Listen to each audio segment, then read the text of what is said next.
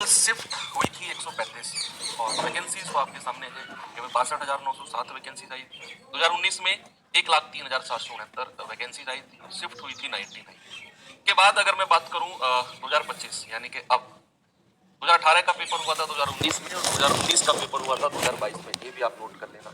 अब 2025 में जो वैकेंसीज आई है बड़ी ही निराशाजनक वैकेंसीज हैं। अगर मैं पर्टिकुलर वैकेंसी की बात करूं, बहुत सारा प्रयास हम लोगों ने किया इन चीज़ों को बढ़वाने का। फिर मैं कहूँगा कि एट द एंड हमारे हाथ में डिसीजन नहीं है, हमारे हाथ में रिक्वेस्ट करना है, प्रयास करना है। उसके बाद अगर कुछ नहीं होता है तो जो भी हमारे पास है उसको लेकर हमें आगे मेहनत करनी है। तो वैकेंसी बच्चे हमारे पास आई है 32,438। अब मैं ये नहीं कहूँगा कि बहुत कम है, मैं ये भी नहीं कहूँगा कि बहुत ज़्यादा है। जो है इनके ऊपर अब हम कैसे तैयारी करें, है ना। अगर हम इस गुस्से में, इस इको पावर में अगर हम बैठ जाएं कि नहीं मैं ये चीज़ अब नहीं करूंगा क्योंकि वैकेंसी उतनी नहीं है, तो वो उसका कोई औचित्य नहीं है, आपको कोई प्रॉफिट उसका नहीं होगा। आपके हाथ में मेहनत है, दिन रात हमें एक करना है, इसी चीज़ को फोकस करना है। आगे जाके वैकेंसीज बढ़ जाए वो बात अलग है, लेकिन फिलहाल जो हमारे पास है उसी चीज़ के बारे में हम आज डिस्कशन करने वाले हैं। 32,438 वैकेंसीज हैं इसमें बच्चे। कैसे फॉर्म फिलिंग की डेट चल रही है और 23 तारीख से फॉर्म फिल करना शुरू हुए थे और 22 फरवरी तक फॉर्म चलेंगे। कैसे फॉर्म भरना है अंकित सर ने आपको वीडियो के माध्यम से बता दिया है। जिन लोगों ने फॉर्म नहीं भरा है प्लीज़ आप उस वीडियो को सबसे पहले देखेंगे, फिर उसके बाद फॉर्म भरेंगे। क्योंकि अगर फॉर्म में ही कोई गड़बड़ हो जाए, चाहे वो गड़बड़ उतनी बड़ी ना हो, मैं आपको सच बताऊं, आपने ये चीज़ अपनी सीखी होगी।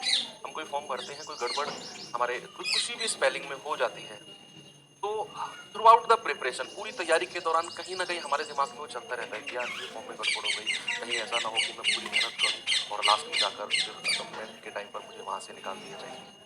तो ये चीज़ें कहीं ना कहीं हमारे दिमाग में चलती रहती है। तो प्लीज़ मेरी रिक्वेस्ट है, सबसे पहले आप इस टेंशन को दिमाग में अपलोड ना होने दें, अपनी फॉर्म को बहुत ही सटीक तरीके से भरें और सबसे पहला स्टेप हमारा वही है। उसके बाद अगर हम आगे बात करते हैं बच्चे कि हमें आगे किस तरीके से चलना है, तो क्या हमारा एग्जाम पैटर्न है, थोड़ा सा आपको मैं इसके बारे में बता दूं। एग्जाम पैटर्न में बच्चे आपकी जो रीजनिंग है वो 30 सवाल आएंगे। ओके, जो हमारा सब्जेक्ट है, जो मेरे साथ आप लोग पढ़ेंगे मैथमेटिक्स, 25 क्वेश्चंस बच्चे यहाँ पर होंगे।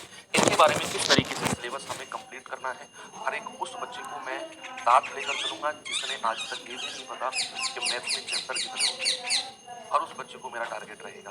उसके बाद अगर हम बात करें बच्चे जनरल साइंस की, साइंस एक बहुत बड़ा पार्ट प्ले करता है आपके रेलवे ग्रुप डी एग्जाम में। 25 क्वेश्चन साइंस के स्पेशल आते हैं। फिर आपका जीए और करंट अफेयर वाला पार्ट जो कि 20 नंबर का होता है। जीए यानी कि आपका हिस्ट्री, ज्योग्राफी, पॉलिटी, इकोनॉमिक्स वगैरह, और करंट अफेयर अलग से, स्टैटिक, जीके सभी सी में आता है 20 नंबर का। 20 क्वेश्चन टोटल 100 क्वेश्चन होते हैं बच्चे, 90 मिनट मिलते हैं। 120 मिनट जो फिजिकली हैंडीकैप बच्चे होते हैं उनको थोड़ा सा एक्स्ट्रा टाइम दिया जाता है। तो ये रेलवे ग्रुप डी का एग्जाम पैटर्न है। आप चाहो तो बच्चे इसका एक बार स्क्रीनशॉट ले लो, ठीक है।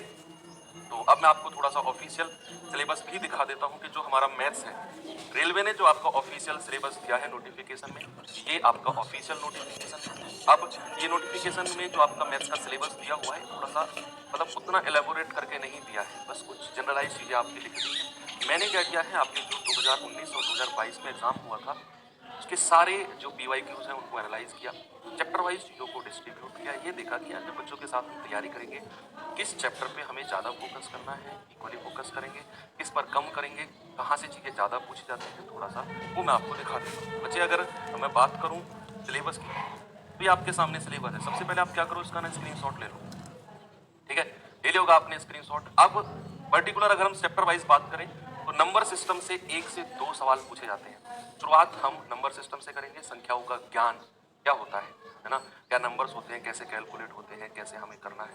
उसके बाद बच्चे हम लोग सिंप्लीफिकेशन, 1 से 2 क्वेश्चन आपके बनते हैं। डेसिमल फ्रैक्शन, देखो ये जो शुरू के 5 चैप्टर है ना, इन पे आप देखो शुरू के 5 चैप्टर से मैंने हर शिफ्ट 2018 वाला जो पेपर 19 में हुआ था, 19 वाला पेपर जो 22 में हुआ था, ये 5 चैप्टर मुझे ऐसे देखने को मिले कि भाई इन 5 चैप्टर से, सॉरी 4 चैप्टर की अगर मैं बात करूं, तो इन 4 चैप्टर से आपके 5 क्वेश्चन तो मुझे दिखे ही दिखे, किसी में 6 भी दिखे। यानी कि 25 में से 5, 20% जो आपका पार्ट है वो केवल यही 4 part, number system, simplification, decimal fraction और स्क्वायर रूट, क्यूब रूट होगा। और हम शुरुआत जो करेंगे वो इन्हीं से करेंगे। हमें सबसे पहले अपना जो पकड़ बनानी है वो इन 5 नंबर पे पकड़ हमारी बनानी पड़ेगी हमें। उसके बाद एलसीएम एचसीएफ कई बार देखने को मिला किसी शिफ्ट में, कई बार नहीं देखने को मिला। के बाद बात करें टाइम एंड वर्क, समय कार्य, एक क्वेश्चन फिक्स है, हर शिफ्ट में एक क्वेश्चन था। पाइप टंकी 0 से 1 का मतलब है, 0 से 1 का मतलब है कि कई बार एक भी क्वेश्चन नहीं था, किसी शिफ्ट में एक क्वेश्चन देखने को मिला है। बात करें बच्चे अगर रेशियो प्रोपोर्शन